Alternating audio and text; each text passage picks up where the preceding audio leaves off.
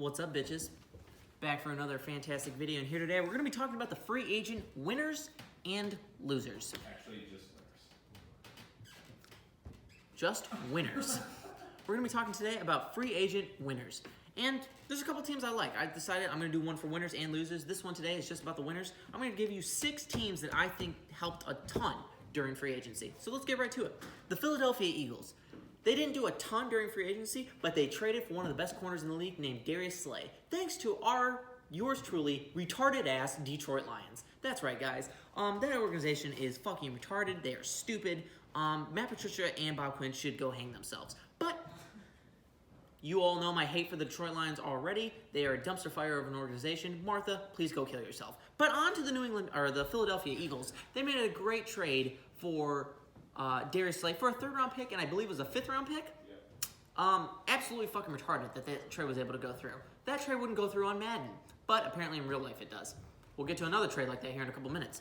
But Philadelphia Eagles made some good moves, some very low-key moves, but they also get a solid corner that they need. They'll probably stay in that 1st round now, get that receiver that they want also to help there, and that team is going to continue moving, trying to get back to the playoffs. Also show that Carson Wentz can stay there for the long term.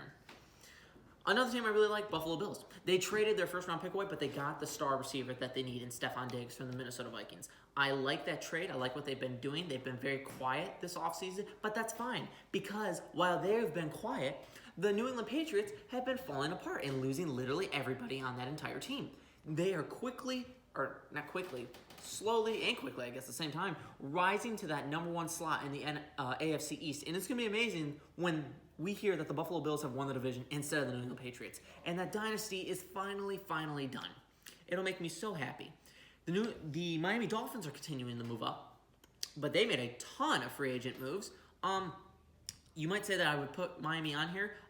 Due to their outlandish spending, I keep them in the middle of the pack. I don't think they're too good. I don't think they're too bad just because they got some good players, but they spent a lot to do it. So another team that I like, Tampa Bay. They got Tom Brady, but not the fact that they just got Tom Brady. The fact that they can now bring in pretty much whoever they want for a discounted price. I like who they got there. I like all the players that they have. I like who they can bring in. Ndamukong Suh is still on the free agent market. It might help to sign him back at this point, but who knows at this point. They have already done a great job with getting Tom and now being able to bring in more talent because of him being there, and that's the main course.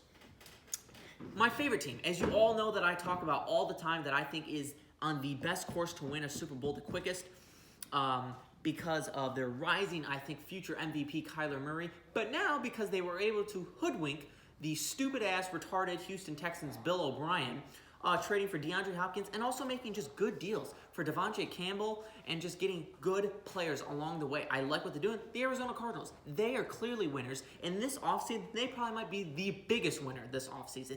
Arizona Cardinals, you just keep making me look even better for keep picking you guys to be the quickest and best to get to the playoffs and then the Super Bowl. Hell, adding a 7th team this year, you guys I think are already ready to go to the playoffs. And in a couple years, you may be Super Bowl bound, and boy, am I going to be excited when I fucking said it here first.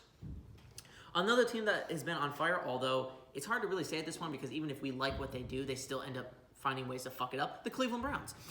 They signed Jack Conklin, an amazing tackle, best tackle on the market, and also the best tight end on the market. I guess you could battle for Hunter Henry, except Austin Hooper, who they signed, doesn't have any health issues. I love Austin Hooper. I think he's an amazing tight end, and honestly, it sucks that Atlanta didn't sign him back because I made a video that I think they could be a star team this year. They made some moves, but they didn't keep Hooper. I like Hooper, especially here for the Cleveland Browns. I especially like that they signed Jack Conklin. They'll be able to get rid of, can't even remember his name anymore, he used to play for the Steelers, Chris Hubbard on that right tackle slot, who just hasn't lived up to the deal that he was given. But now Jack Conklin, Austin Hooper, this team on offense especially just keeps getting better. They need to fix that defense still, and they'll definitely be doing that in the draft. But offensively right now, look at all the weapons they have. They have Jarvis Landry, Odell Beckham, David Njoku. They have the man they just signed, Austin Hooper. They have amazing talent. They have Nick Chubb, Kareem Hunt. This offensive firepower goes for days, yet they'll find a way to go 8-8. Anyways, to the final team in the winners, I have the Baltimore Ravens. And I hate to say that. I really, really do. Because the Baltimore Ravens, God damn it, you're real sons of bitches, but you made some good moves. You gave away literally nothing to gain one of the best defenders in the league. Although he is old, Doesn't matter. You still get a great defender in Calais Campbell. You were able to do that. You were able to trade with the Steelers, apparently. They got another 5th-round pick that they lost out of that deal. They also signed Michael Brockers. That D-line is going to be ferocious, and they're going to be amazing. And that was the problem last year, if you remember, when they were playing the Tennessee Titans, which they lost to.